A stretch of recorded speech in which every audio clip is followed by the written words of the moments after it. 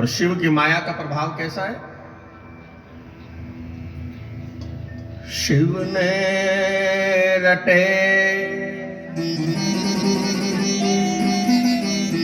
शिव ने रटे संकट कटे, शिव समान दाता नहीं विपत निवारण।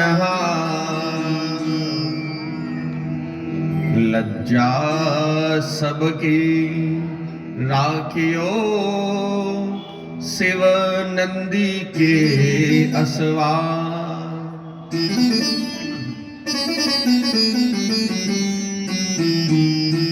सिंह चढ़े शक्ति मिले, गरुड़ चढ़े भगवान, बैल चढ़े भोला मिले, तो पूर्ण हो सब काम। बोलो शंकर भगवान की।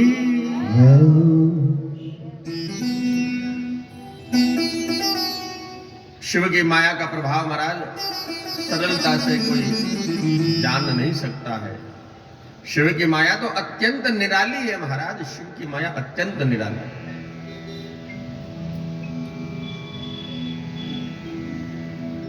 अब देखिए, एक वर्ष में 6 ऋतु आती है, प्रत्येक 2 महीने की एक ऋतु होती है ना, तो एक वर्ष में 6 ऋतुएं आती है। अब वर्षा का भी ऋतु होता है, ग्रीष्म भी ऋतु होती है, शीत ऋतु भी होती है, पतझड़ ऋतु भी होती है, शिशिर ऋतु भी होती है। 6 ऋतुएं आने के बाद में भी भगवान शंकर भोलेनाथ तो महाराज उसी अपने शिवलिंग में मंदिर में विराजमान है। और एक जल का कलश ले जाओ, चाहे ऋतु बड़ी ठंड की हो चाहे गर्मी की हो, बस श्रद्धा पूर्वक आप भगवान शंकर जी को अर्पित कर दो। शंकर तो मेरे इतने में ही आनंदित हो जाते हैं, इतने में ही प्रसन्न हो जाते शंकर भगवान। तो एक लोटा जल का भर करके बड़ी श्रद्धा और भाव से आप भगवान शंकर जी को अर्पण कर दो, इतने में ही शंकर भोलेनाथ प्रसन्न हो जाते।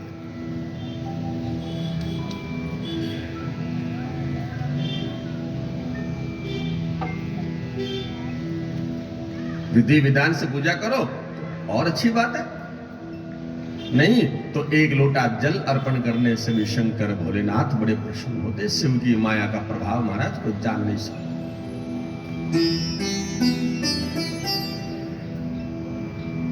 महापातकों का वर्णन भी सूत जी महाराज ने किया,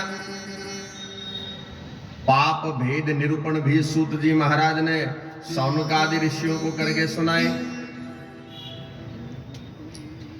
यम का लोक महाराज बड़ा दुर्लभ है, दुर्गम है,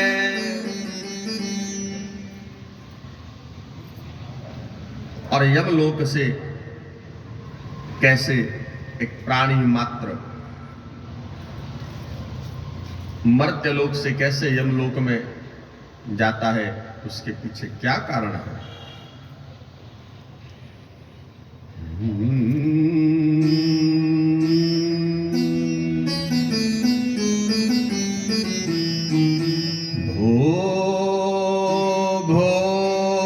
दुष्कृत कर्माणः परद्रव्यापहारकः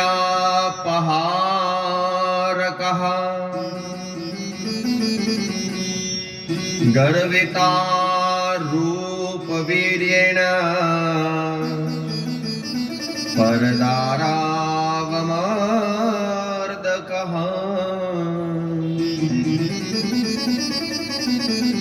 यमलोक में जाने के लिए महाराज एक प्राणी को ऐसे कौन कौन से दुष्कृत कर्म है जो करने पर उसे यमलोक की प्राप्ति होती है? चित्रगुप्त जी बता रहे हैं, हे पाप कर्म करने वालों, अपने रूप और पराक्रम पर अभिमान करने वाले, अपने स्वरूप और पराक्रम पर जो अभिमान करने वाला है महाराज, वह नरक की यात्रा करता है। स्वरूप भगवान ने दिया है, दो ही रंग बनाए हैं, एक गोरा और एक दूसरा काला।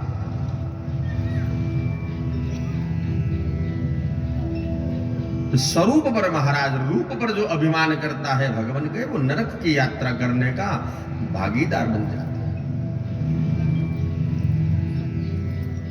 बहुत बल है महाराज भुजाओं में, ये पराक्रम महाराज अभिमान करने योग्य नहीं है।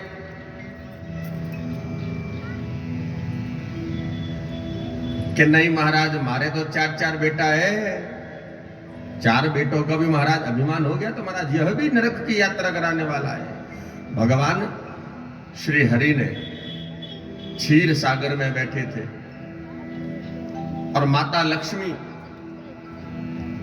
एक दिन भगवान विष्णु जी को बोली कि भगवान आज आपको भोजन में क्या प्रिय है, बताओ क्या बनाऊं। विष्णु भगवान ने कहा, रे भाई हे लक्ष्मी, रोज तो नहीं पूछती हो, आज क्या बात है मुझे क्यों पूछ रही हो। कि नहीं, कभी कभी तो पति के कहने के अनुसार उनके प्रिय भोजन का आस्वादन करा देना चाहिए। घरों में भी देखते हैं, माता पत्नी पूछ लेती है कई बार कि आज आपको क्या प्रिय लगता है, वही बनाओ। हालांकि वो बात अलग है कि पूछ कर तो जाती है क्या बनाऊं, और पति बेचारा कह भी देता है कि आज फलाना बना ले, लेकिन थाली में आवे महाराज दूसरे आवे हैं, थाली में आवे जने दूसरे आवे। तो पूछ मिला के कई बात पूछ तो गया थे कि नहीं नहीं आज भी व्यवस्था बनी कौन है। तो भगवान ने कहा, ये माता लक्ष्मी रोज नहीं पूछती हो, आज मुझसे क्यों पूछ रही हो कि क्या आपके प्रिय भोजन क्या बनाऊं। कभी कभी पति को भी यह पूछ लेना चाहिए, उनका प्रिय भोजन बना देना चाहिए कि देख माता लक्ष्मी, वैसे तो आप जो रोज पकाती हो मेरे लिए सर्वश्रेष्ठ होता है, फिर भी आपको बता दूं, इस संसार में मनुष्य नाम की जो ये जीव है, इस जीव के नासिका के अग्रभाग पर जो अभिमान विराजमान है, वही मेरा मुख्य भोजन है। भगवान का अभिमान किसी का नहीं रहने देना महाराज।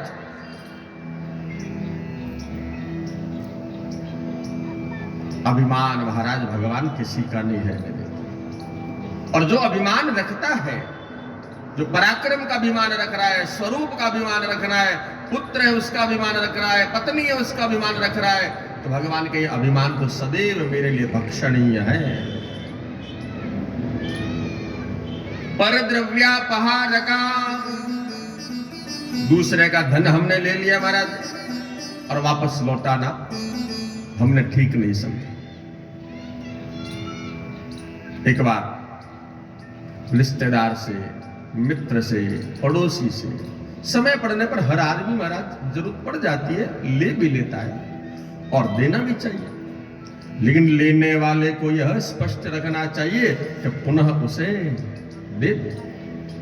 पर द्रव्यापहार कहा, यमलोक में गमन करने के लिए महाराज यह भी एक श्रेणी, एक सांसारिक मनुष्य के लिए भली भांति उसे यमलोक तक लेकर के जाना। दूसरे के धन का हरण महाराज कभी भी स्वप्न में भी नहीं करना चाहिए। गर्विता, मैं जो कर रहा हूं और उसे कोई कर नहीं सकता, यह भी अभिमान मन में नहीं रखना। गर्वत्या रूप वीरेण, वीरता पर रूप महाराज, मुझसे अच्छा तो कोई नहीं है। भगवान ने कहा है कि मेरे द्वारा बनाई गई इस संसार की प्रत्येक रचना श्रेष्ठ ही नहीं अपितु सर्वश्रेष्ठ मानी गई। सबका आदर करो महाराज, इसी में ही भलाई है। यह मेरा है, यह तेरा है, यह उसका है, यह इसका है। इस विषय वस्तु को जब तक हम अपने मन में रखेंगे तब तक धारणा सिद्ध नहीं कर पाएंगे भगवान के चरणों के प्रति। और जब तक धारणा सिद्ध नहीं होगी ना, तो फिर इसी जन्म में बार बार इस मर्त्य लोक में कीड़ा बनकर के आना पड़ेगा। और कीड़े की गति तो जानते हो ना क्या होती है, कि चरणों के नीचे कब बेचारा आ जाए और मृत्यु को प्राप्त कर ले। तो भगवान कहे कि ऐसा ही जो अभिमान करने वाला है, उसे चींटी का स्वरूप, कीड़े का स्वरूप बन करके पैरों तलों कुचलना उसे पड़ता है। आत्मा का विनाश करने के लिए महाराज ये सब चीजें भी बहुत है। स्वर्ग व नरक की बात तो महाराज हम बाद में होगी। आत्मा विनाश, आत्मा का विनाश हो जाता है भगवान जब हम इस प्रकार का कर्म करते हैं। राज्य भोग के मोह से अन्याय पूर्वक जबरदस्ती प्रजा को दंडित किया जाना, स्त्री पत्नी सहचरणीय, स्त्री पत्नी नारी सहचरणीय, और हम उसे यदि दासी का स्वरूप बना करके मानने लग जावे तो फिर विनाश प्रकट है महाराज, विनाश प्रकट। और कहीं विनाश कर देखने की जरूरत नहीं है कि हमें कहीं विनाश जाकर के देखना है। आपने स्त्री का मान भंग किया है, पत्नी का मान भंग किया है, नारी का मान भंग किया है, सती का सतीत्व लज्जित करने का प्रयत्न किया है, तो विनाश आपके सामने तुरंत ही प्रकट होगा। कौन से स्वरूप में प्रकट होगा यह हम उस समय ही देख पाते हैं, उससे पहले मालूम नहीं चलता महाराज की स्त्री की लज्जा भंग करने पर उसका दुष्परिणाम क्या है। यह भी नरक की यातना करवाने में बड़ी महत्वपूर्ण भूमिका निभाता है। इसलिए इससे भी सांसारिक जीव को बचना चाहिए।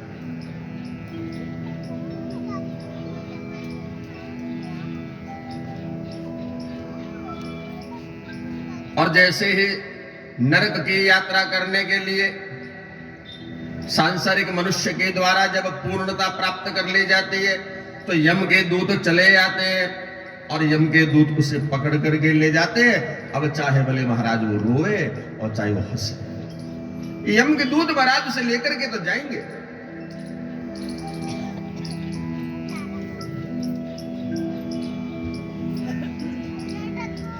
अट्ठाईस प्रकार के नरक बताए गए हैं।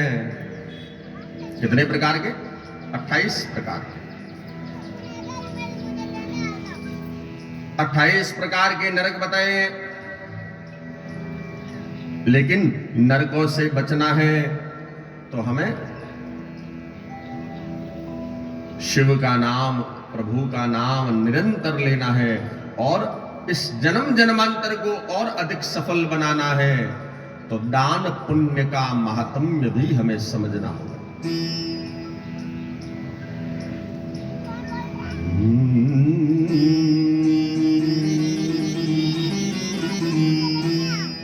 अत्र ये शुभ कर्माणः सौम्य चित्ता दयान्वितः सुखेन ते नरायन्ति यम मार्गम भयावहम्।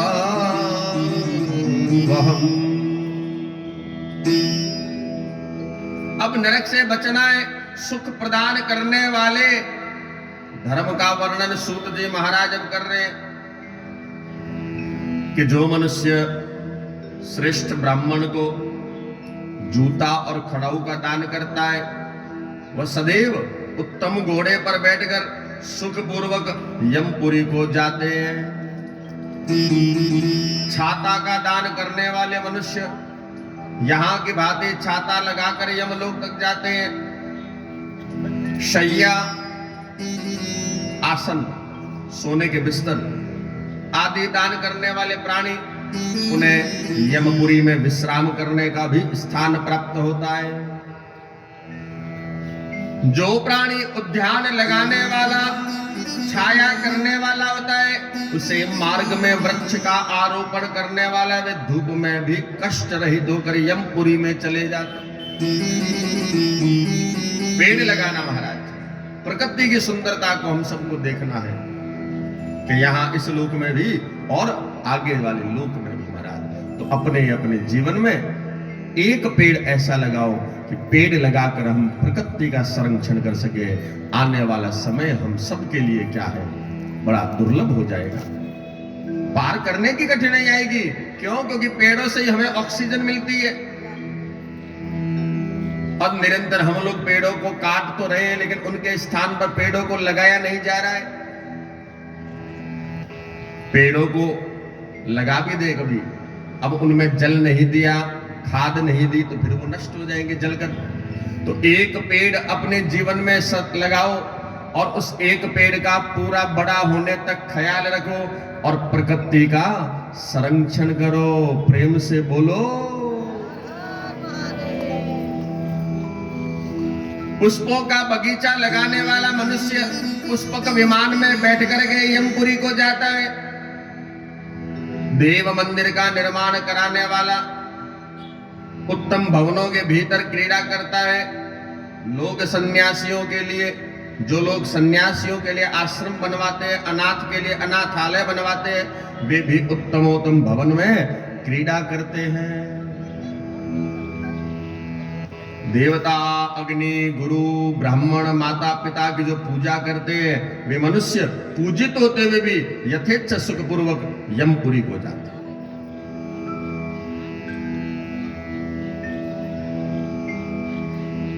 दीप दान करने वाले सभी दिशाओं को प्रकाशित करते हुए जाते हैं। और अब सबसे महत्वपूर्ण बात क्या है? विश्राम्यमाणा गच्छन्ति गुरु शुश्रूषका नरः आतुद्य विप्रदातारः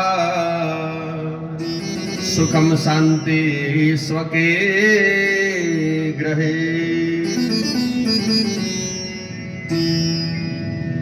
गुरु की सेवा करने वाला, गुरु की सेवा करने वाला मनुष्य विश्राम करते हुए जाते हैं और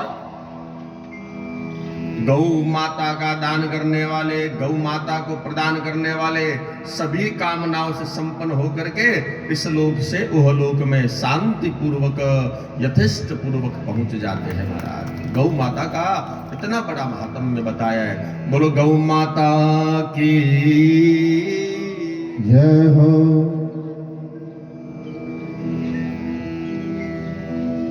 सोने और चांदी का दान करने पर मनुष्य घोर कष्ट में पड़ा होता है, घोर पाप करने वाला भी होता है, तो वह सुखपूर्वक यमपुरी में चला जाता है। और सभी दानों में सबसे उत्तम दान बताया गया है अन्नदान।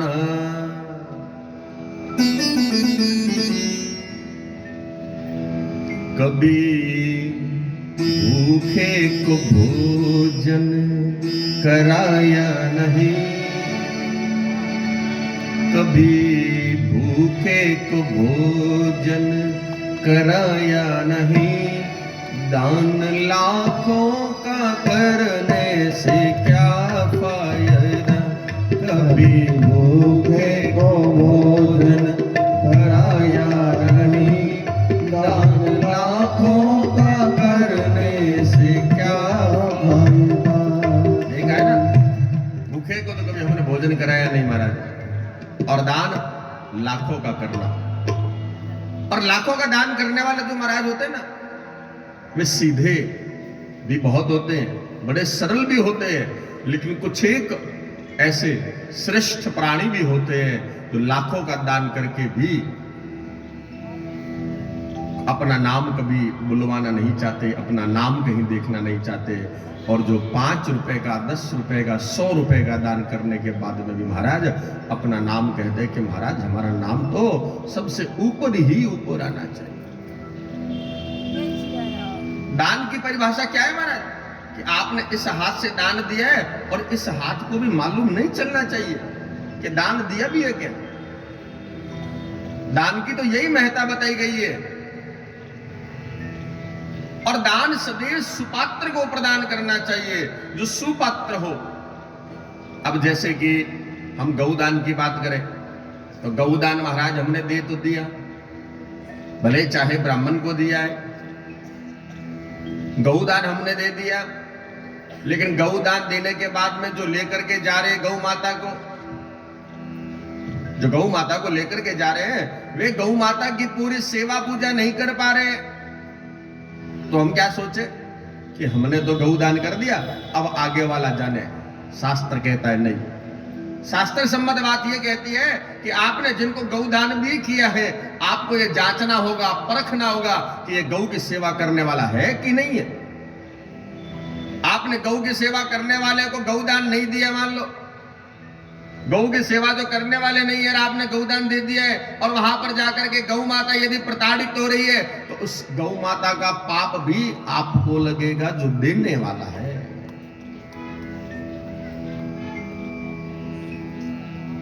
आपने ताली बजा दी, बात नहीं समझे, है ना? बात समझने की कोशिश करो कि दान जहां पर दिया जा रहा है वो दान लेने के योग्य है कि नहीं है। दान जिसको दिया जा रहा है वो सुपात्र है कि नहीं है। दान जिसको दिया जा रहा है वो कुपात्र तो नहीं है। इसका निर्णय भी दान देने वाले को ही करना पड़ता है कि आप जिसे दान दे रहे हो देखो सुपात्र है कि नहीं है, लेने के योग्य है कि नहीं है। उस दान का वो तिरस्कार तो नहीं कर रहा है। गौ माता को हमने किसी को दे दिया और वो गौ माता को ले जा करके केवल बाड़े में बांध देवे, उसे चारा पानी कुछ भी नहीं देवे, तो गौ माता भूख से व्याकुल होकर के जब प्राण दे देगी तो उस लेने वाले को तो जो पाप लगेगा वो तो लगेगा ही महाराज, देने वाले को भी और लगेगा। और इसमें कोई शर्म की बात नहीं है। गौ दान देने वाले को पहले बिल्कुल पक्का करोगे क्या भाई सेवा करेगा कि नहीं करेगा? तो बोले हाँ करूंगा। करेगा तो फिर संकल्प भर ले, संकल्प भरा दो उससे आप कि गौ माता की सेवा करेगा, और गौ माता की मैं सेवा नहीं कर पाया तो जो सारा पाप है वो मुझे ही लगेगा। अब देने वाले ने तो क्या कर दिया, लेने वाले को प्रतिबद्ध कर दिया, संकल्प भरवा दिया कि गौ माता की सेवा भी करनी है। ऐसा नहीं है कि गौ माता जब दूध देना बंद कर देवे तो हम उसे रोही में छोड़ देवे, नहीं। अन्न का दान करने वाला प्राणदाता, और प्राणदान करने वाला सर्वस्व का दान करने वाला कहा गया है। इसलिए अन्न का दान सबसे बड़ा दान बताया गया है महाराज। अन्न का दान, भोजन जो होता है ना, भोजन, भोजन की सूखी सामग्री, इसका जो दान है महाराज ये बहुत विशिष्ट दान बताया गया है। ऐश्वर्य की कामना करने वाले ग्रस्त व्यक्ति को चाहिए कि आजीविका हेतु यथा समय उपस्थित हुए रास्ते में थक कर घर आए हुए ब्राह्मण का सत्कार करना चाहिए। और जितनी आजीविका हमने कमाई है, अब देखो यह दान भी सबसे श्रेष्ठ दान कहलाता है। हमने आज 100 रुपए ही कमाई है मान लो, तो उसका दशांश विधि से 10 रुपए पहले से ही निकाल करके रख दो। अब जो 90 रुपए जो बच गए उसमें अपनी गृहस्थी चलाओ, उसमें अपनी गृहस्थी। लेकिन क्या करें महाराज, जेब से निकलता नहीं हमारे तो। और बड़ी एक बात और आपको विडंबना वाली बताता हूं, हालांकि ये बात कहने की नहीं होती है, लेकिन चूंकि हम सब एक ही समाज के हैं, एक ही परिवार के हैं, तो हमारी मानसिकता कभी भी ओछी नहीं होनी चाहिए। इस ओछी मानसिकता नहीं, उसके पीछे एक बात और छिपी हुई है ये कि भगवान के मंदिर में जाएंगे, कथाओं में जाएंगे, ब्राह्मण को देना होगा तो पर्स खोलेंगे, उसमें सबसे जो गला हुआ नोट होगा ना महाराज, उसी को उठाइए। है ये दृष्टि महाराज, हम मंदिर में उस ब्राह्मण के प्रति नहीं रख रहे, हम उस देवता के प्रति ही दृष्टि रख रहे हैं। जो रुपया हम जानते हैं कि बाजार में नहीं चलने वाला महाराज, है ना, समझिएगा इस बात को। हंसने की जरूरत नहीं इस बात पर, आपको समझने की बात है कि कल जब हमारे संग भी ऐसे बीतेगा तब हम उस बात को याद करेंगे कि परमात्मा तो अपना हिसाब यही धरती पर ही चुकता करके जाएगा। उनको ऊपर जब सबको बुलाएगा बिल्कुल फ्रेश करके बुलाएगा, फ्रेश। तो क्यों ऐसी मानसिकता रखें हम अपने लिए? मंदिर में जब जावे, कथाओं में जब जावे, ब्राह्मण को जब देने की बारी आवे तो महाराज सबसे हल्की से हल्की वस्तु का हम दान करते हैं। क्यों? क्या ब्राह्मण गृहस्थी नहीं है? ब्राह्मण के घर में बालक नहीं है? ब्राह्मण को क्या आवश्यकता नहीं है उन वस्तुओं की जो आपको आवश्यकता है? तो फिर ऐसी मानसिकता क्यों रखते हैं? और ऐसी मानसिकता रखने वालों के लिए भी जो ये नरक की जो यात्रा है ना, बिल्कुल उस पर लिखा है वेलकम। ब्राह्मण क्या है महाराज? हमने ब्राह्मण को क्या समझ रखा है? ब्राह्मण को हमने यह समझ रखा है कि जरूरत पड़ने पर स्वयं हम सहायता कर दे तो ठीक, और अब सहायता नहीं करिए तो भी हमारी मर्जी है। नहीं, ब्राह्मण को ऐसा मत समझिए। ब्राह्मण को भगवान श्री हरि ने कहा है कि मेरे भी आराध्य है महाराज, वो जगन आराध्य है ब्राह्मण तो। और हमने ब्राह्मण को इतना तिरस्कार देना शुरू कर दिया। हमारे समाज में जो ये वैमनस्यता फैल रही है ना, इसी कारण से फैल रही है कि हम ब्राह्मण को, गुरु को छोटा समझने लग गए। धन के लोभ में, धन के मद में, धन के अभिमान में, पैसों के अभिमान में हमने ब्राह्मण को, उसके ब्राह्मणत्व सहित हमने उसको छोटा करना शुरू कर दिया कि हम ब्राह्मण हमारा छोटा है, गुरु हमसे छोटा है। ये तो मांगने वाला नहीं, किसी को जरूरत नहीं है मांगने की। इच्छा हो तो दो, मैं तुम्हारा वरना मत दो।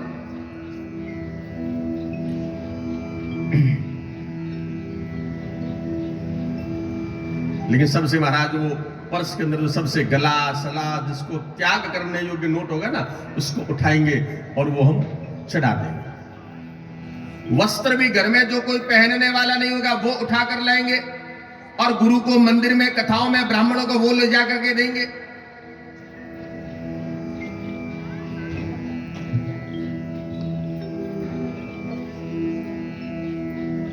विवाह होता है ना, विवाह, सुनिए एक बात और, अभी तक तो विवाह जब होता है ना तो लाखों रुपया ये टेंट वाला, लाखों रुपए ये रोशनी करने वाले, हजारों रुपए डीजे बजाने वाले सब ले जाएंगे, और बड़े प्रेम से लाखों रुपए महाराज वो रसोई बनाने वाले, कैटरिंग वाले ले जाएंगे। ब्राह्मण को महाराज 1100 रुपए देने से भी हमारी मन, अरे महाराज घना मांग लेने। क्यों? ब्राह्मण का और क्या काम है बताओ? कौन से काम से उसके घर में धनराशि आएगी? क्या ब्राह्मण के लिए जीएसटी नहीं लगती? ब्राह्मण के लिए इनकम टैक्स नहीं लगता? ब्राह्मण को घर में तेल की जरूरत नहीं है? ब्राह्मण को घर में आटे की जरूरत नहीं है? ब्राह्मण को घर में चावल भक्षण करने की जरूरत नहीं है? तो ऐसी मानसिकता, जो छोटी मानसिकता महाराज, ये हमारे समाज को खराब कर रही है।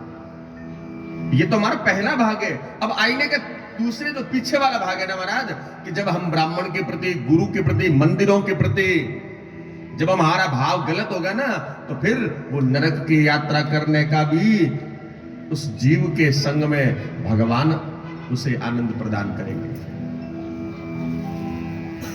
दो मत वाले किसी को आप, कोई नहीं कहता जबरदस्ती कि आप दो, और यदि देना है तो वह दान करो जो स्वयं के लिए भी हम प्रयोग करते हैं, वरना नहीं, वरना नहीं करना चाहिए हमको ऐसा दान। और शास्त्र, वेद, पुराण तो हमेशा से कहते आ रहे कि ब्राह्मण तो हमेशा तीनों वर्णों पर आधारित रहने वाला है। ब्राह्मण वर्ण तो हमेशा अपने से तीनों वर्णों पर आधारित रहने वाला है कि वे लोग देंगे तो हीब्राह्मण का कल्याण होगा, तो ही ब्राह्मण के घर में चूल्हा जलेगा ना महाराज। लेकिन हम इस बात को धीरे धीरे भूलते जा रहे हैं। मंदिरों के प्रति हमारी आस्था कम हो गई, कथाओं के प्रति हमारी आस्था कम हो गई है। मंदिरों के प्रति आस्था कम हो गई, इस बात का बिल्कुल खुले से हम लोग बिल्कुल देख भी रहे हैं कि इलेक्ट्रॉनिक जो घंटियां, नगाड़ा होता है ना, वो मंदिरों में आने शुरू हो गए। पुजारी जी क्या करेंगे बेचारे? आप जब मंदिरों में जाओगे ही नहीं तो कोई घंटी बजाने वाला, नगाड़ा बजाने वाला होना तो चाहिए ना। हमने मंदिरों में जाना बंद कर दिया, मंदिरों में जाना बंद कर दिया हमने।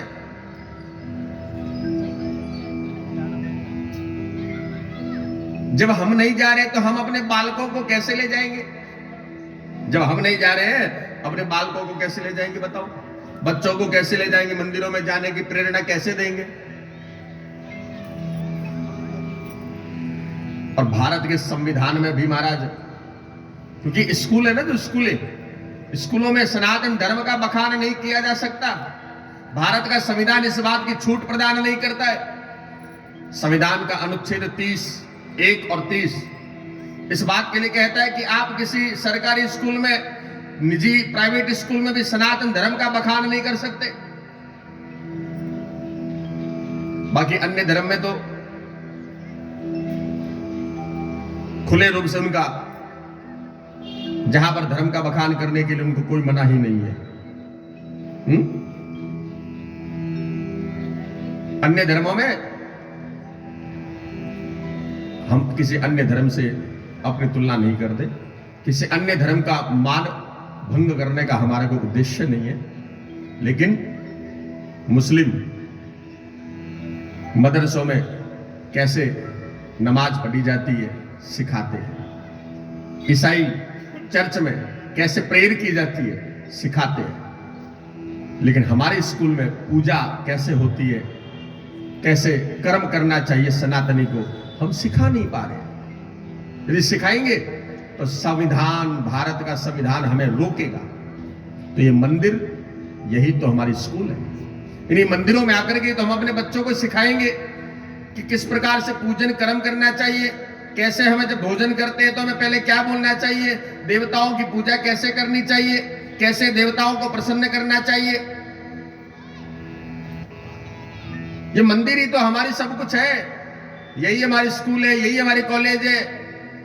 और ये मंदिर तो है ही है। अपने घर को भी माताओं, बहनों और भाइयों, वो मंदिर की स्कूल कॉलेज बनाओ जहां पर अपने बालकों को वो संस्कार प्रदान करो जो नींव से भरे जाने चाहिए, जो नींव से भरे जाने चाहिए।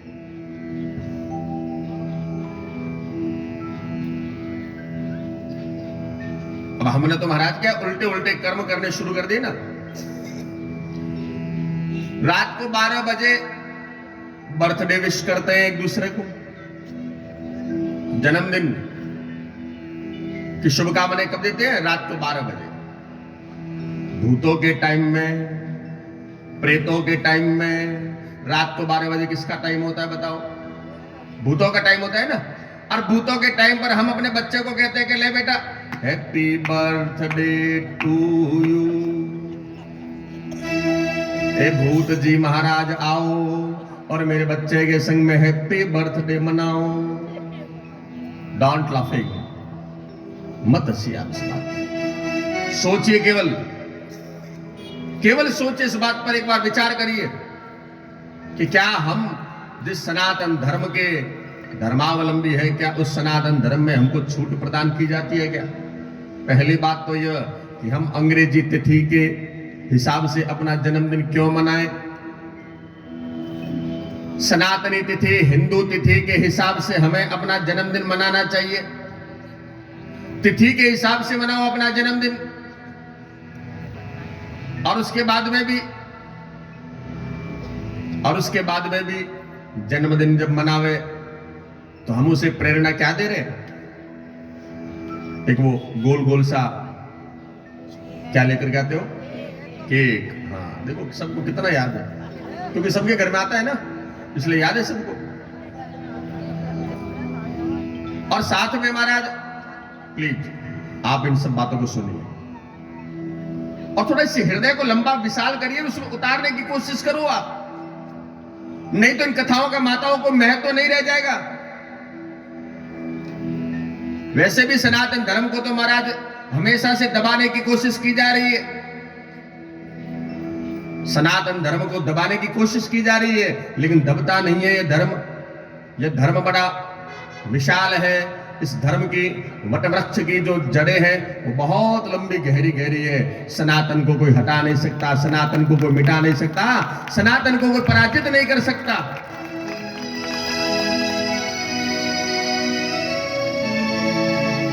लेकिन हम अपने क्रियाकलापों पर जरा गौर करें। हमें अपने क्रियाकलापों पर गौर करना चाहिए। केक मंगवाए और उसे जन्मदिन के शुभ अवसर पर बच्चे को प्रेरणा दे रहे हैं कि तुम उसे काटो। क्या ये काटने वाली जो बात हमारे धर्म में है कहीं पर? हाँ या ना तो बोलो। तो फिर अपने बच्चों को ये केक काटने की प्रवृत्ति क्यों करवा रहे हो? उसको आप क्यों सिखा रहे हो कि काटो? आप कह रहे हो कि बच्चे मानते नहीं है, तो बच्चों को मनाने का काम किसका है? पिताओं का भी है, माताओं का भी है, घर में सब बड़े बुजुर्गों का काम है कि अपने बच्चों को ये बात सिखाए। जो आप कथा में सुन रहे हो, ये बात अपने बच्चों को सिखाए कि हमारे धर्म में काटने की प्रेरणा नहीं, जोड़ने की प्रेरणा दी जाती है। अगला आने वाला वर्ष उसके जीवन में खुशहाली रहे, इसीलिए तो शुभकामनाएं देते हैं ना। और हम मोमबत्तियां जलवाते हैं और बच्चे को कहते हैं कि उनको बुझा दे, यानी अंधेरा करवा रहे हैं उसके ही मुखारविंद से। क्या ये बात भी ठीक है? सही है क्या ये बात? मोमबत्ती बुझाना यानी उसके जीवन में अंधेरा करवाने की प्रेरणा दे रहे हैं हम लोग। प्रकाश करने की प्रेरणा देनी चाहिए हमको। एक दीपक रखो, दीपक में बाटी करके रखो, घी डालो और बच्चे को कहो कि इसको जलाओ। मंदिर में ले जाओ, मंदिर में ले जाकर दीपक प्रज्वलित कराओ।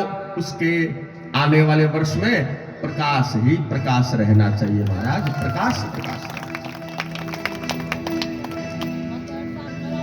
घर में ब्राह्मण को बुलाओ, गुरु को बुलाओ, हवन करवाओ, यज्ञ करवाओ, अभिषेक करवाओ, देवताओं की पूजा करवाओ, कुल देवी की पूजा करवाओ। गायों को हरा चारा गुड़ डलवाओ। असहाय गरीब जो होते हैं बच्चों के हाथों से उन्हें कुछ दिलाओ, ताकि बच्चों के हाथ में जब जाए ना कि भावना पड़ेगी किसी को कुछ देना है, हमें देना है, इस बात की भावना होनी चाहिए। अपने बालकों में भी इस बात का सर्वांगीण विकास करना हमारा ही तो धर्म है महाराज। ये और कौन करेगा बताओ?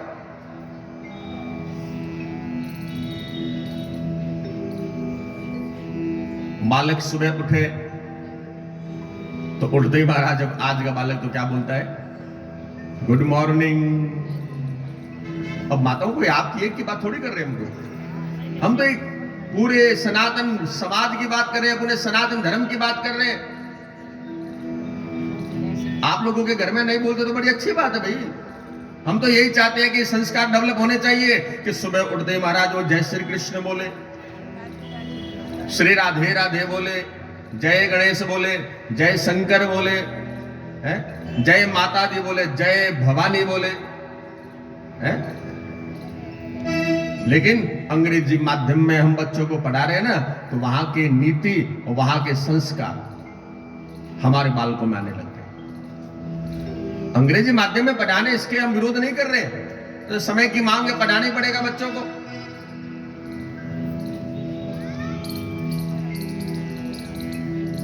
लेकिन हमें उनको भगवान से कैसे नाता जोड़ा जाता है, छोटे छोटे उम्र में ही महाराज उनको सिखाना पड़ेगा। हम सोचे ना कि 20 वर्ष के बाद में, अभी तो बच्चा पढ़ाई कर रहा है, हम उनको डिस्टर्ब न करें, नहीं, अभी से आप उनको सिखाने की प्रेरणा देनी चालू कर दो। और अभी से नहीं दे पाओगे तो आगे जाकर के इतने बड़े हो जाएंगे कि हमारे नियंत्रण से बाहर हो जाएंगे बच्चे। और बच्चों पर थोड़ा अंकुश रखो, और सबसे ज्यादा जो अंकुश है महाराज, इस दूरभाष यंत्र पर, ये ना दिन भर ऐसे ऐसे लगे रहते हैं, इस यंत्र पर अंकुश रखो बच्चों को। इस यंत्र पर अंकुश नहीं रखेंगे तो यह ऐसी प्रणाली है जो शरीर से भी खराब करती है, मानसिक रूप से भी विकृत करती है, आंखों की रोशनी भी कमजोर होती जाती है। क्योंकि शास्त्रों में और वेद प्रमाण जो बताए गए उन पर हमने भरोसा करना बंद कर दिया।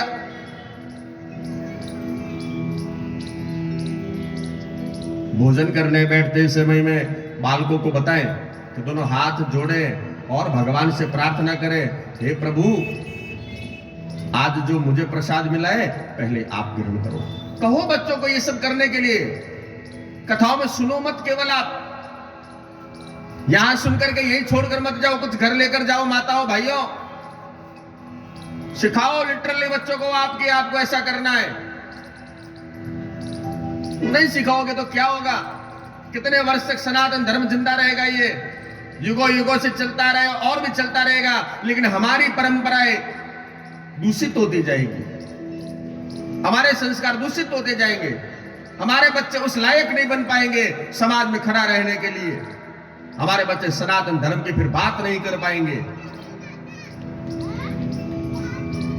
हम कथा में सुन लेंगे ना खाली, और घर में जाकर बच्चों को नहीं सिखाएंगे, तो फिर ऐसा सुनने का भी हमारे लिए कोई लाभ नहीं रहेगा। क्या महाराज जी कहे तो बहुत अच्छा है, कहे नहीं, आप उसको अपनाओ, और नहीं अपनाओगे तो उसका परिणाम हम सबके लिए गलत निकलेगा, हम सबके लिए गलत।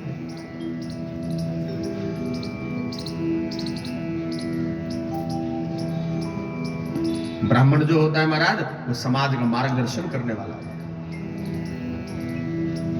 व्यासपीठ सदैव समाज का मार्गदर्शन करने वाली होती है,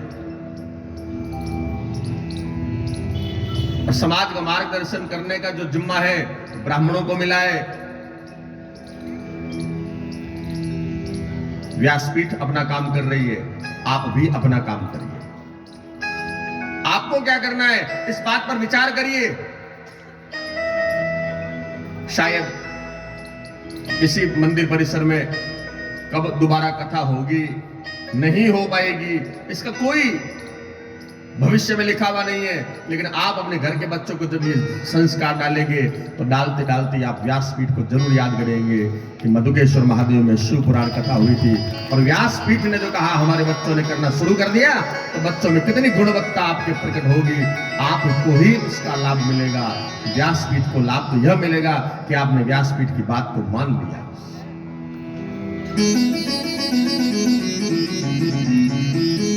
बच्चों को केवल किताबों में मत डूबने दो, धर्म की परिभाषा उनको सिखाओ, धर्म का उनको ज्ञान दिलाओ, और जब तक धर्म का ज्ञान नहीं होगा तब तक बच्चों का विकास नहीं होगा, और इस सनातन धर्म की ध्वजा कैसे लहलहाएगी? बताओ कैसे लहलहाएगी?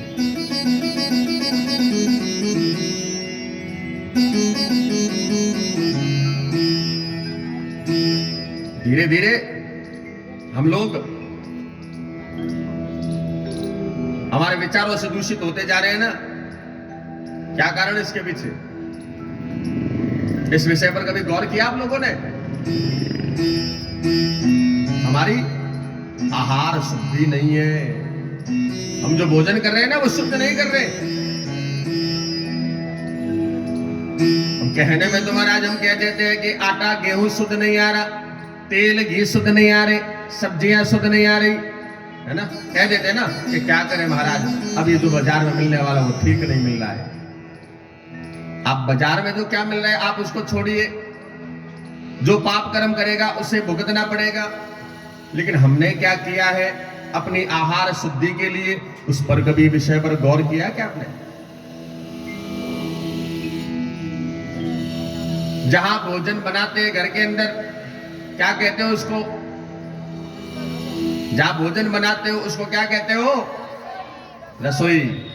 हाँ, अब रसोई तो ये कुछ माताएं बोल गई है, बाकी माताएं तो किचन ही बोलती है। शब्द ब्रह्म कहलाता है। रसोई बोलते हैं तो घर में रस बरसता है, किचन बोलेंगे तो घर में किचकिच होगी, है? शब्द ब्रह्म है भगवान। जिन जिन घरों में किचन किचन किचन किचन बोला जा रहा है ना महाराज, उनमें किचकिच ही रहती है, और जहां रसोई बोली जाती है वहां भरपूर भगवान अन्नपूर्णा मैया का रस बरसता है। शब्द सुधारो अपने।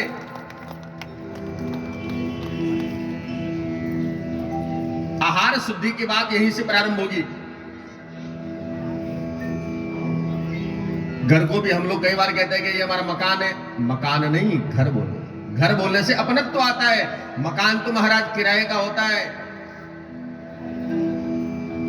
किराए में रहने वाला होता है ना, वो मकान कहता है। हम स्वयं जो अपना स्वयं का घर है उसे घर कहना चाहिए कि घर है हमारा।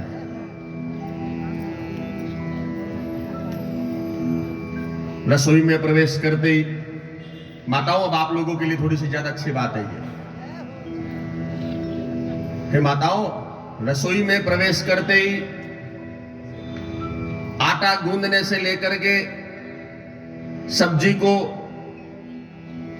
बनाने से लेकर के जब तक सब्जी, भोजन, रोटी पूरी तैयार नहीं हो जाती है, तब तक हमें भगवान के नाम का निरंतर गुणगान करते रहना चाहिए।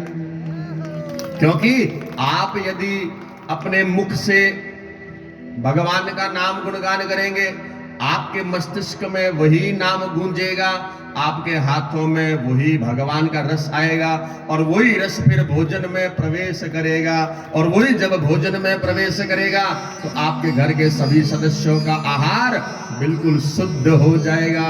प्रेम से बोलो।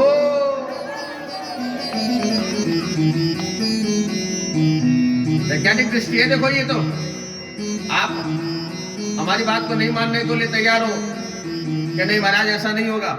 वैज्ञानिक दृष्टि है तो जैसो होवे मन वैसो होवे अन्न, और जैसो खावे अन्न वैसो होवे मन।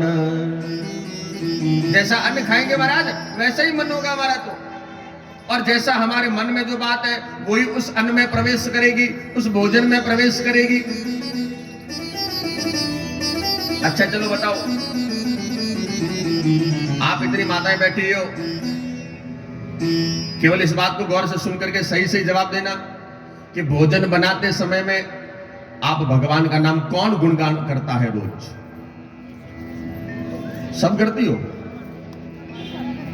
कुछ कुछ माताएं नहीं करती है ना, चलो करना ही चाहिए। अब जो माताएं नहीं कर रही है, देखो प्रेरणा ले उन माताओं से जो भोजन बनाते समय भगवान का नाम गुणगान करती है, और जो भगवान का नाम नहीं लेती है भोजन बनाते समय, इन माताओं से प्रेरणा ले। एक बार और हाथ खड़ा करो जो भोजन बनाते समय भगवान का नाम लेती है। हाँ, अब जो नहीं ले रही है उन माताओं से भी व्यासपीठ यह संदेश देती है कि भोजन बनाते समय भगवान का नाम गुणगान करो, ताकि भोजन में भगवान का नाम गुण प्रवेश हो जावे और आहार शुद्धि होनी प्रारंभ हुए। आहार जब शुद्ध होगा तो हम गलत कार्य नहीं करेंगे, दुष्कृत कार्य नहीं करेंगे, वेद निहित कार्य, वेद सम्मत कार्य करेंगे, और वेदों में विरुद्ध जो कार्य बताएंगे वो कभी नहीं करेंगे महाराज। अपना आप जीवन हमारा कितना सुंदर हो जाएगा, हैं? कितना सुंदर जीवन हो जाएगा प्रत्येक प्राणी का। जो वेद की विरुद्ध बात की गई उसे तो हमें कहना ही नहीं है, और वो हमें करनी नहीं है।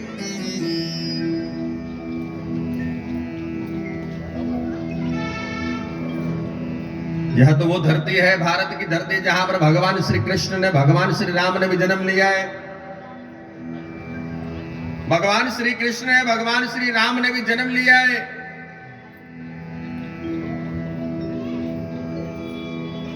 और देखिए ये भारत की भूमि है, भारत की भूमि है महाराज ये तो। और भारत की भूमि जो है यह बड़ी रसमयी भूमि है।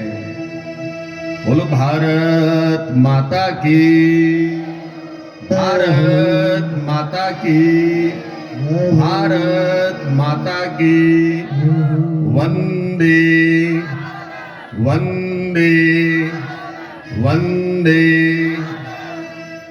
भारत की भूमि महाराज, जहां पर भगवान श्री राम और कृष्ण ने भी जन्म लिया है, और कितने ही विदुषी और कितने ही विद्वान, कितने ही पंडित इस भारत की भूमि पर हुए, उन सबको कोटि कोटि नमन करते हुए आज भारत माता को याद करते हुए, क्योंकि राष्ट्रदेवो भव, राष्ट्रदेवो भव। बोलो भारत माता की जय हो। भारत स्वर्ण चटकहा, सोने की चिड़िया कहलाता था महाराज, लेकिन हम सभी पुनः इसे स्थापित करने के लिए अपना योगदान देते हुए, सनातन धर्म का योगदान देते हुए क्या कहे, जहाँ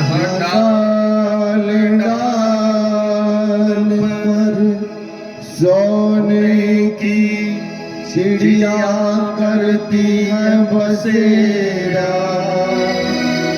वो भारत देश है मेरा। गुरुर् ब्रह्मा गुरुर्विष्णु गुरुर्देव महेश्वरा, गुरुर्साक्षात्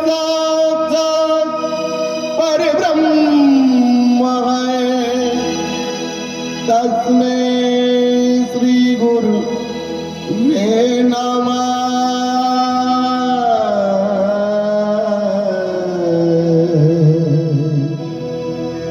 जहाँ डाल डाल पर सोने की चिड़िया करती है बसेरा, वो भारत देश है मेरा, वो भारत देश है मेरा।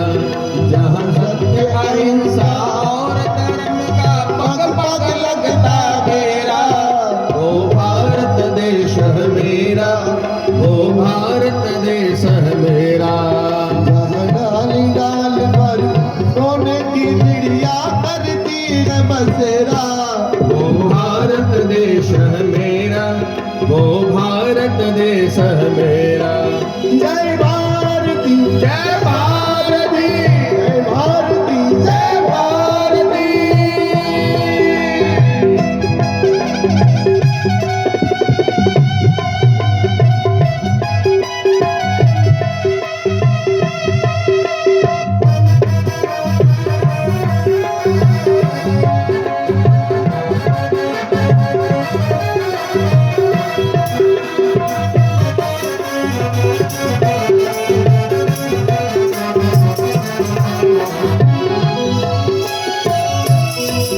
ये धरती वो ऋषि मुनि जपते करुणाम की माला। हरिओम हरिओम हरिओम हरिओम। ये धरती वो ऋषि मुनि जपते करुणाम की माला, जपते हरि नाम की माला। हरि बालक एक मोहन है और राधा हरि एक बाला, राधा हरि एक बाला। सूरज सबसे पहले आकर डाले अपना डेरा, वो भारत देश है मेरा, वो भारत देश है मेरा। डाल डाल पर सोने की चिड़िया करती है बसेरा, वो भारत देश है मेरा, वो भारत देश है मेरा। जय भारती जय भारती जय भारती जय भारती।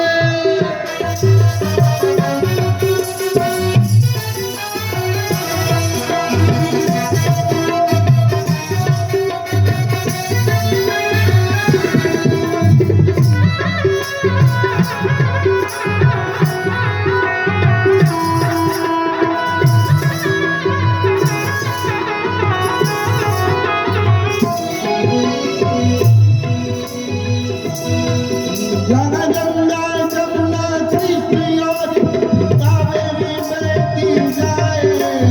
हरिओम हरिओम हरिओम हरिओम।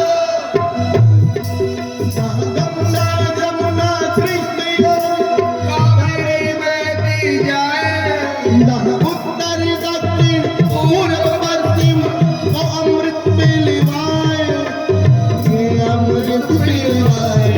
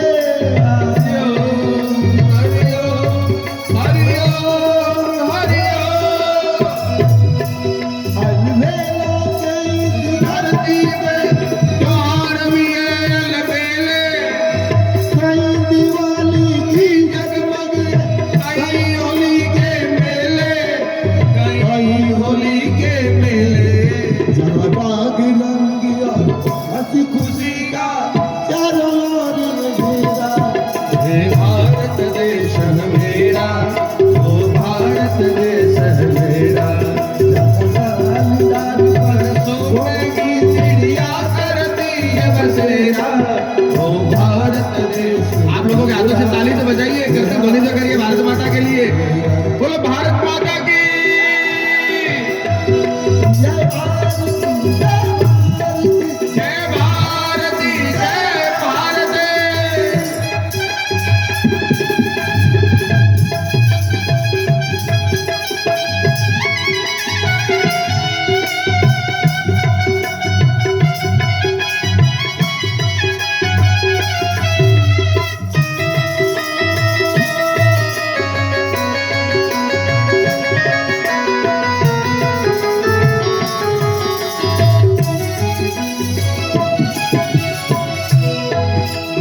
आसमान से बात करते मंदिर और शिवालय हरिओम हरिओम हरिओम हरिओम आसमान से बातें करते मंदिर और शिवालय किसी नगर और किसी द्वार पर कोई कोई ताला लागे कोई ताला लागे प्रेम की बंसी जरा बजाता आज शाम सवेरा ओ भारत देश मेरा ओ भारत देश मेरा ओ भारत देश मेरा ओ भारत देश मेरा डाल डाल पर सोने की चिड़िया करती है बसेरा ओ भारत देश मेरा ओ भारत देश मेरा जय भारती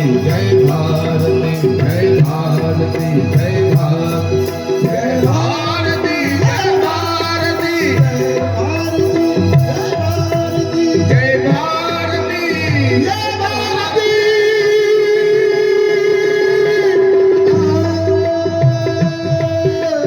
बोलो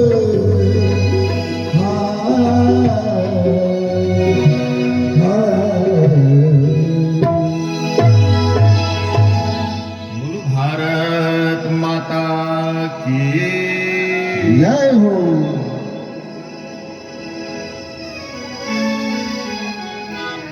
भारत माता की जय हो वंदे मातरम वंदे मातरम वंदे मातरम। मातरम जय भारती जय भारत राष्ट्रदेवो भव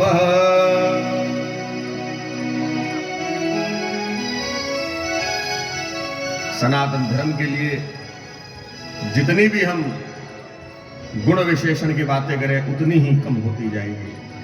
तो इसलिए धर्म का पालन करें सदैव। किसी अन्य धर्म का मान भंग करने का हमारा कभी उद्देश्य नहीं रहना चाहिए, लेकिन मेरा धर्म सदैव ऊंचा रहे इसका भी सदैव प्रयत्न करते रहना चाहिए।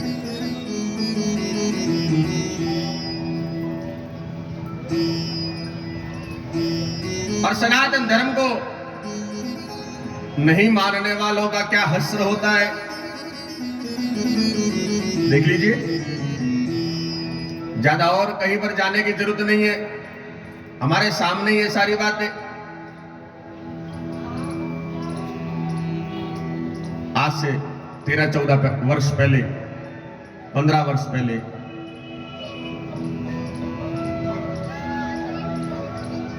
रामचंद्र भगवान का नल और नील और वानर सेना के द्वारा जो बनाया गया राम सेतु है, कुछ लोगों ने कहा कि राम सेतु काल्पनिक है। राम भी काल्पनिक, जो राम को नहीं माने, जो राम के नहीं वो हमारे नहीं है। जो राम का नहीं वो हमारा भी नहीं है महाराज। और राम को नहीं मानने वालों का हश्र क्या हुआ? राम को नहीं मानने वालों का हश्र क्या हुआ कि कहीं पर भी उन्हें जगह नहीं मिल रही है। बहुत घूम रहे हैं, बहुत प्रयत्न कर रहे हैं, लेकिन जगह नहीं मिल रही कहीं ठहरने की, तो राम का तिरस्कार भारी पड़ता है। और भविष्यवाणी कभी गलत नहीं होती है। नास्त्री दशम ने एक भविष्यवाणी करी थी कि भारत के अंदर एक युग पुरुष आएगा, और देखो आज वो युग पुरुष भी आया है। आए ना युग पुरुष? 550 वर्षों से जो रामलला एक खाट में विराजमान थे, आज वो दिन आया है। और कुछ लोग कहते थे कि राम मंदिर वही बनाएंगे, तारीख नहीं बताएंगे। तो उन लोगों को कहो सुन लो, मंदिर भी वही बनेगा और 22 जनवरी को आना है।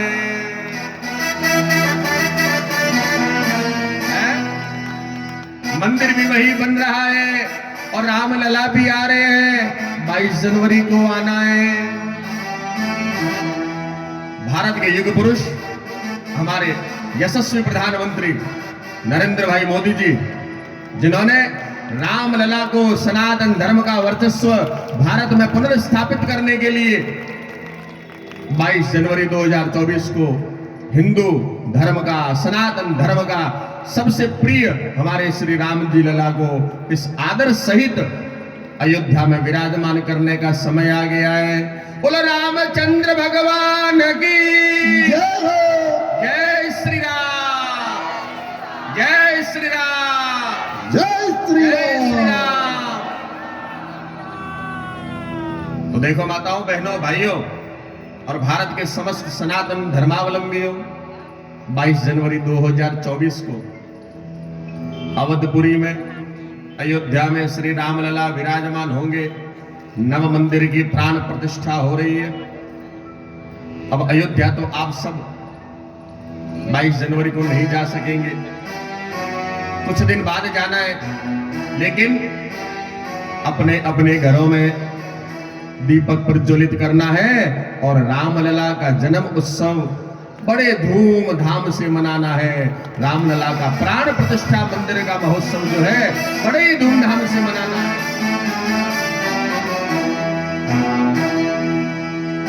भगवान श्री राम हमारे सबके आराध्य देव है और हम सब दोनों हाथ जोड़ करके प्रभु श्री राम का स्वागत करते हैं। प्रभु श्री राम के चरणार वंदन में कोटि कोटि वंदन करते हैं। आओ प्रभु श्री राम और आकर नव मंदिर में प्रतिष्ठित हो और हम सब भारतवासियों को, समस्त सनातन धर्मावलंबियों को आप अपना आशीर्वाद प्रदान करें। प्रभु श्री राम ने देखिए कितने वर्षों से भगवान श्री राम ने भी तो कष्ट झेला है। कुछ ऐसी क्रूर शक्तियां थी, कुछ ऐसी क्रूर आक्रांताएं थी जिन्होंने राम जी को मंदिर में बैठने नहीं दिया। तो अब राम जी के शिष्यों ने, राम जी के सहयोगी वानरों ने, राम जी के सहयोगी उन सभी साथियों ने उन्हें किसी सभा में बैठने के लायक नहीं छोड़ा है। न तो लोकसभा में बैठने के लायक छोड़ा है और न विधानसभा में बैठने के लायक छोड़ा है। सब जगह से उनका सफाया कर दिया है। बोलो श्री रामचंद्र भगवान की जय हो।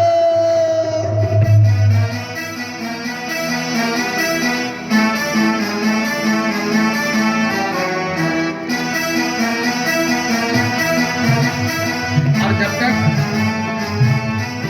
धर्म की बात करने वाला हमारे सामने नहीं होगा, हमारे धर्म को कुचलने का प्रयास करेगा। शास्त्र कहता है किसी अन्य धर्म को कुचलना नहीं है, लेकिन अपने धर्म को कोई कुचलता है तो उसे बर्दाश्त भी नहीं करना है। सब धर्मों का मान सम्मान है, लेकिन मेरे धर्म को यदि कोई मान भंग करेगा तो मैं उस मान भंग को सहन नहीं करूंगा। इसीलिए कहते हैं जो राम का नहीं वो मेरा नहीं।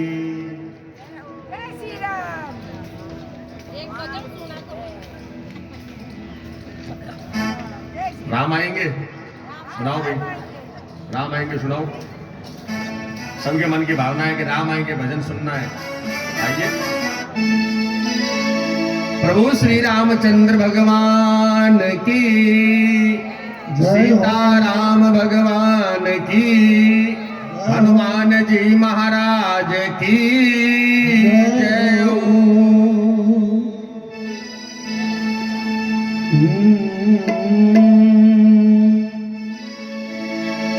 ओ मेरी झोपड़ी के भाग आज खुल जाएंगे राम आएंगे, मेरी झोंपड़ी के भाग खुल जाएंगे, राम आएंगे, राम आएंगे आएंगे राम आएंगे राम आएंगे, आएंगे, राम आएंगे, राम आएंगे आएंगे राम आएंगे आएंगे, राम आएंगे, मेरी झोपड़ी के भाग आज खुल जाएंगे राम आएंगे ओ मेरी झोपड़ी के भाग आज खुल जाएंगे, राम आएंगे।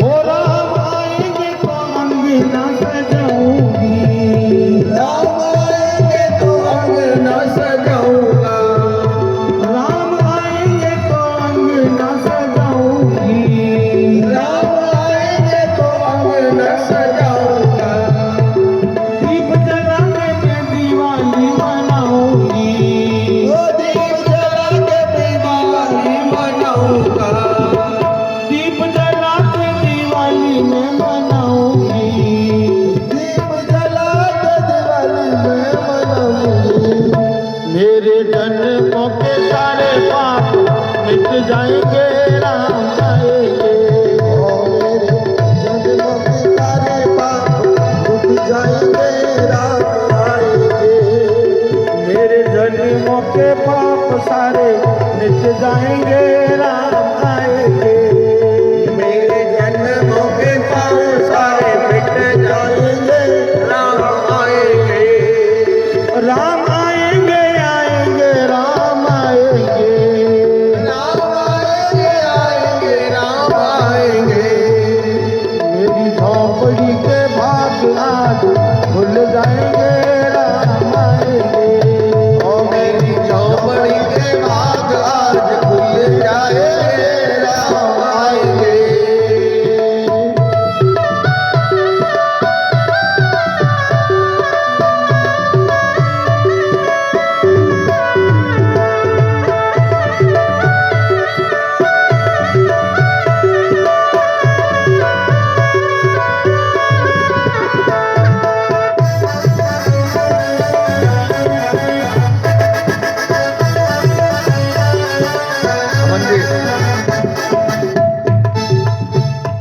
राम झूलेंगे तो हम झूलेंगे तो पालना झूलाऊंगी राम झूलेंगे तो पलना झुलाऊंगी, राम झूलेंगे तो पालना झूलाऊंगी राम झूलेंगे तो पलना झुलाऊंगी, मीठे मीठे उन्हें भजन सुनाऊंगी ओ मीठे मीठे उन्हें भजन सुनाऊंगी, मीठे मीठे उन्हें भजन सुनाऊंगी ओ मीठे मीठे उन्हें भजन सुनाऊंगी, मेरी जिंदगी के सारे दुख मिट जाएंगे राम आएंगे ओ मेरी जिंदगी के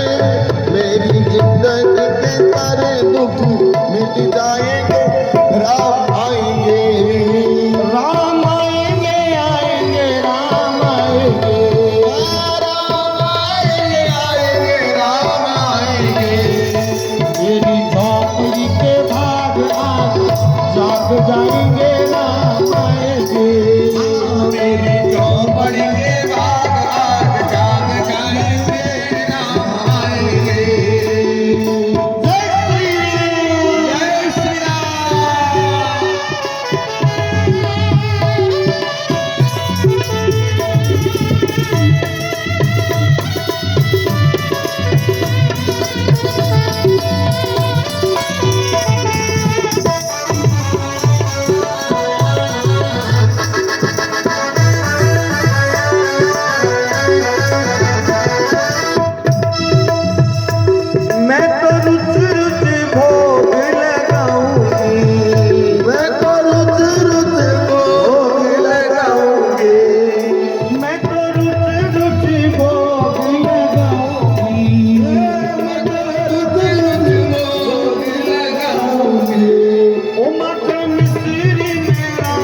को खिलाऊंगी, माखन मिश्री में राम को खिलाऊंगी, ओ माखन मिश्री में राम को खिलाऊंगी, माखन मिश्री में राम को खिलाऊंगी। प्यारी प्यारी राधे राधे, प्यारी प्यारी राधे प्यारे श्याम संग आएंगे राम आएंगे, ओ प्यारी प्यारी राधे प्यारे श्याम संग आएंगे श्याम आएंगे, राम आएंगे आएंगे राम आएंगे, राम आएंगे राम आएंगे। मेरी झोपड़ी के बाद आज जाग जाएंगे राम आएंगे, मेरी झोपड़ी के बाद इसको लगता है इसको लगता है कि मेरी झोपड़ी के भाग आज जाके किस किस को लगता है। देखिए आज कथा का पूर्णाहुति का अवसर है और 22 जनवरी 2024 को अवधपुरी में भगवान श्री राम जी की रामलला की प्राण प्रतिष्ठा नव मंदिर निर्माण का मुहूर्त। और उस दिन 22 जनवरी को तो आप अभी अयोध्या में जाने के लिए अभी इतनी जल्दबाजी नहीं करनी है, क्योंकि सबने कहा है कि बहुत अभी लाखों की भीड़ करोड़ों की भीड़ है। अभी हम नहीं, अभी हम 22 जनवरी के कुछ महीने 1.5 महीने के बाद जाएंगे। लेकिन यहाँ बैठकर तो उत्सव मना सकते हैं। किनके मन में राम के प्रति भाव है वो खड़े हो जाओ। किनके मन में राम के प्रति भाव है? हाँ, जय श्री राम। हाँ,